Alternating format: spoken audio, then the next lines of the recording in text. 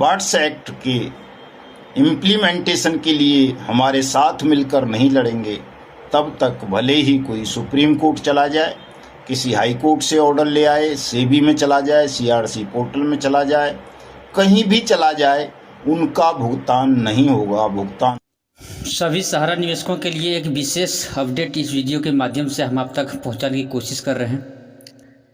सबसे पहले हम आपको बता दें कि देश जो भारत देश अभी है बहुत विषम परिस्थिति में गुजर रहा है।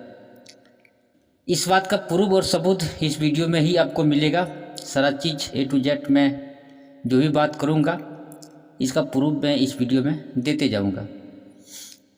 आज एक वीडियो क्लिप में दिखाने जा रहा हूँ, इसके माध्यम से मैं समझाने जा रहा हूँ आपको किस तरह से हमारा देश विषम परिस्थिति में गुजर रहा है। देश का सबसे बड़ा न्यायालय सुप्रीम कोर्ट, भारत का सबसे बड़ा न्यायालय जहाँ पे लोग न्याय के लिए लोग जाते हैं, वहाँ आज हम लोग का कोई भी सुनवाई नहीं हो रहा है।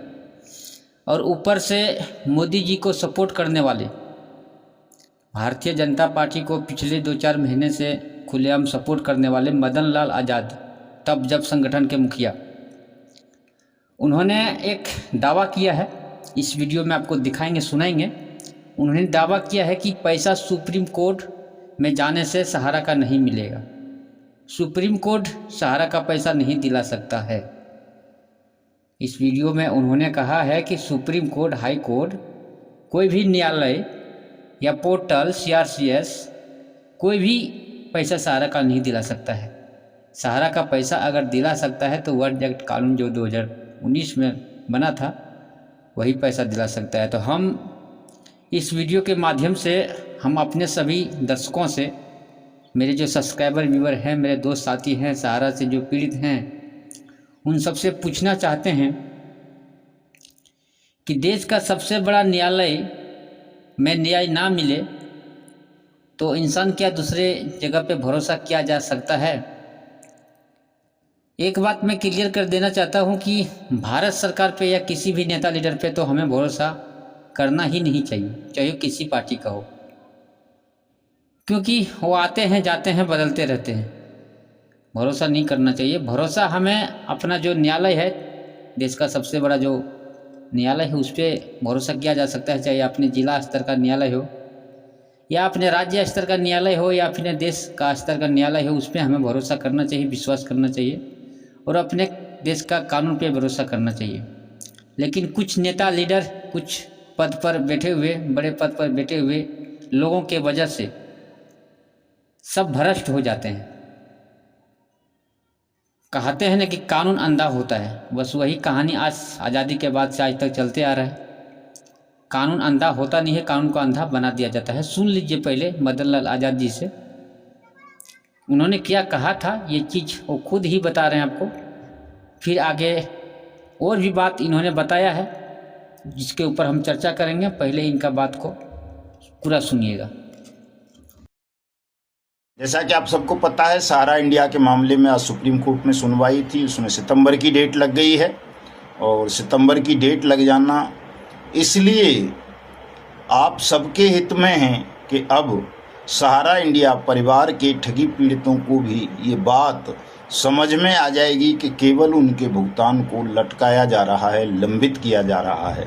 जब तक सहारा इंडिया समूह के विक्टिम, ठगी पीड़ित, निवेशक, जमाकर्ता बार्ड्स एक्ट के इम्प्लीमेंटेशन के लिए हमारे साथ मिलकर नहीं लड़ेंगे, तब तक भले ही कोई सुप्रीम कोर्ट चला जाए, किसी हाई कोर्ट से ऑर्डर ले आए, सेबी में चला जाए, CRC पोर्टल में चला जाए, कहीं भी चला जाए, उनका भुगतान नहीं होगा। भुगतान होगा तो केवल और केवल बार्ड्स एक्ट 2019 के माध्यम से होगा। और हम सबको मिलकर आपसी मतभेदों को भुलाकर, आपसी मंचों को ख़त्म करके बार्ड्स एक्ट 2019 के इम्प्लीमेंटेशन के लिए लड़ना होगा।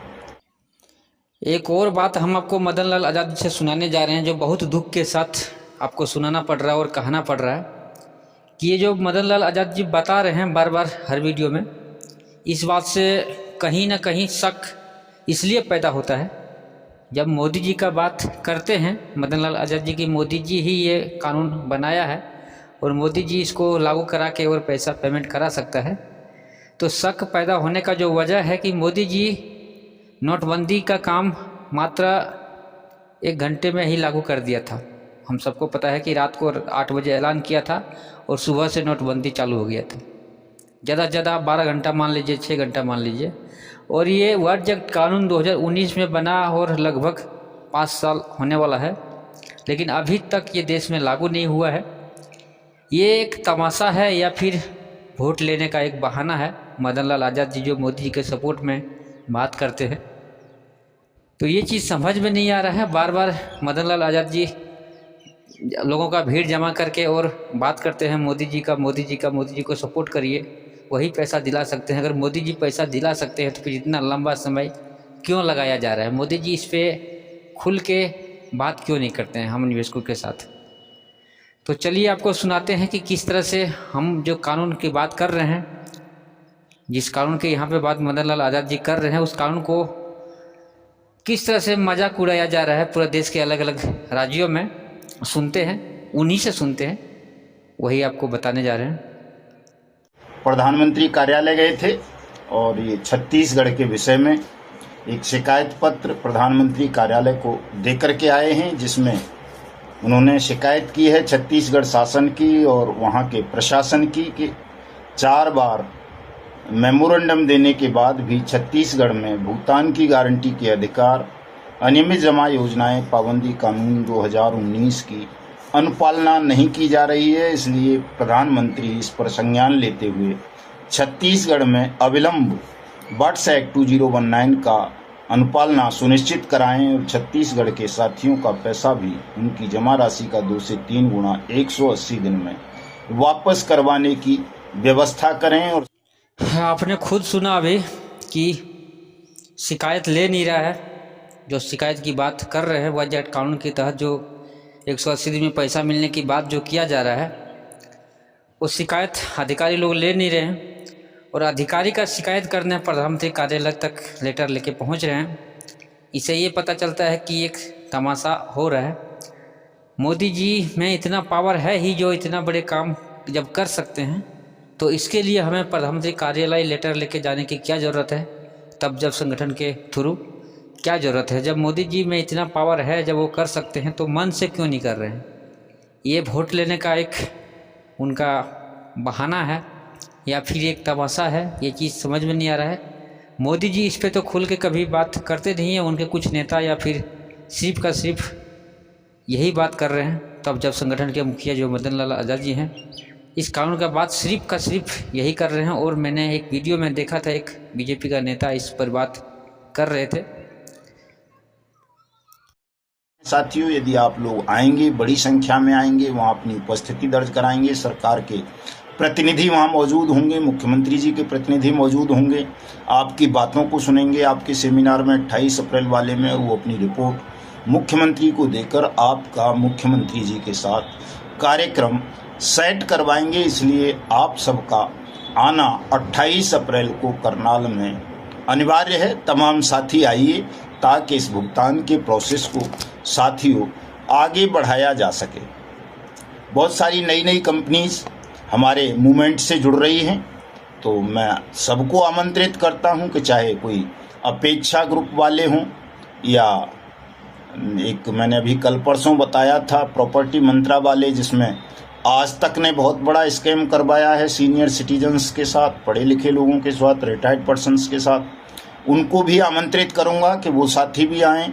और जो भी लोगों को लगता है कि हमारी कंपनी का या क्रेडिट कोऑपरेटिव सोसाइटी का नाम ठगी पीड़ित जमाकर्ता परिवार के आंदोलन में सम्मिलित नहीं है, ऐसे भी साथी आएँ। अपनी अपनी कंपनीज और क्रेडिट कोऑपरेटिव सोसाइटीज़ की डिटेल हमको प्रोवाइड कराएं। हम आपको भी अपने इस मिशन भुगतान भारत यात्रा कार्यक्रम सत्याग्रह आंदोलन में सम्मिलित करेंगे और आपकी लड़ाई भी लड़ेंगे।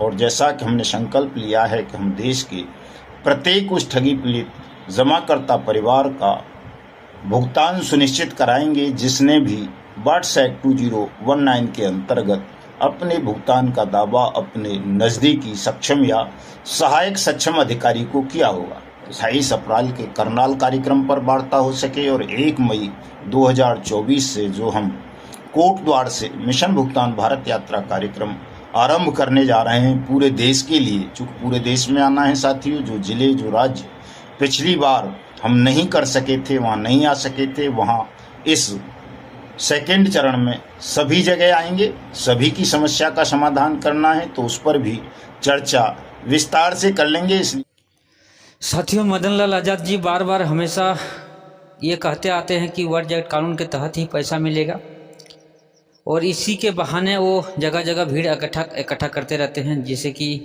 दिल्ली में भी 12 मार्च को उन्होंने एक भीड़ इकट्ठा किया था, यही बोल के कि मोदी जी की गारंटी ही पैसा दिला सकता है, दूसरा कोई ऑप्शन नहीं है।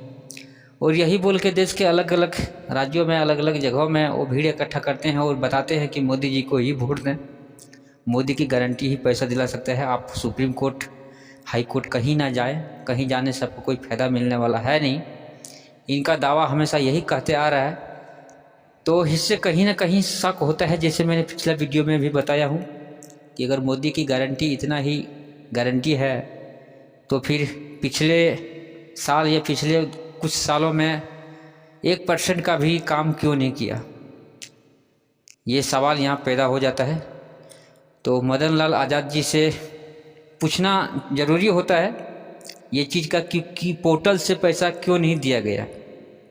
जैसा कि इस पे जब हम सवाल किए थे और इसके ऊपर जब वीडियो मैंने बनाया था तो मेरे को उधर से जवाब भी आया था मदन लाल आज़ाद जी की तरफ से कि अमित शाह जी का ये एक छलावा था, मोदी जी को बीच में लाया नहीं। और मोदी जी इतना सियाना आदमी है कि वो कभी भी बीच में आते नहीं हैं। वो बहुत अलग तरीका का है, मतलब अपना रिस्क लेते नहीं हैं, और जो भी बात वो बोलते हैं उनका बात बहुत सारा बात फ्रॉड निकला है आज तक।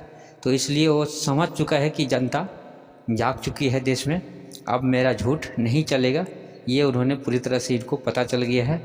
इसलिए इस चुनाव में आप देख सकते हैं उनका जो बोलने का जो तरीका है, 2 चरण में जो चुनाव हो चुका है, 19 अप्रैल को और एक 26 अप्रैल को, और एक